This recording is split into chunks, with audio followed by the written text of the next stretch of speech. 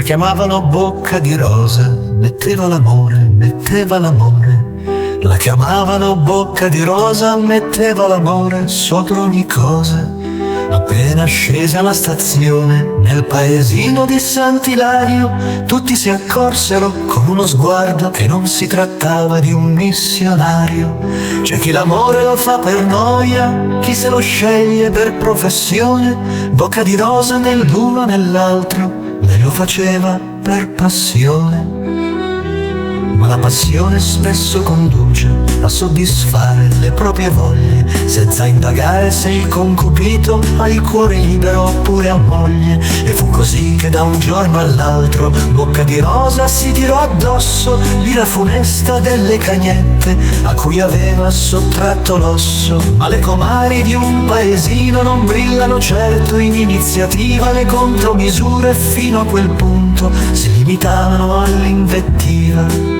Si sa che la gente dà buoni consigli, sentendosi come Gesù nel Tempio. Si sa che la gente dà buoni consigli se non può più dare cattivo esempio. Così una vecchia mai stata moglie, senza mai figli, senza più voglie, si prese la briga e di certo il gusto di dare a tutte il consiglio giusto. E rivolgendosi alle cornute le apostrofò con parole argute: il furto d'amore sarà punito, disse dall'ordine costituito. E quelli andarono dal commissario e dissero senza parafrasare: quella schifosa ha già troppi clienti, più di un consorzio alimentare. Ed arrivarono 4 gendarmi con i pennacchi, ed arrivarono 4 gendarmi con i pennacchi e con le armi. Spesso gli sbirri e i carabinieri al proprio dovere vengono meno, ma non quando sono in alta uniforme, e l'accompagnarono al primo treno. Alla stazione c'erano tutti, dal commissario al sacrestano. Alla stazione c'erano tutti, con gli occhi rossi e il cappello in mano, a salutare chi per un poco, senza pretese, a salutare chi per un poco portò l'amore nel paese.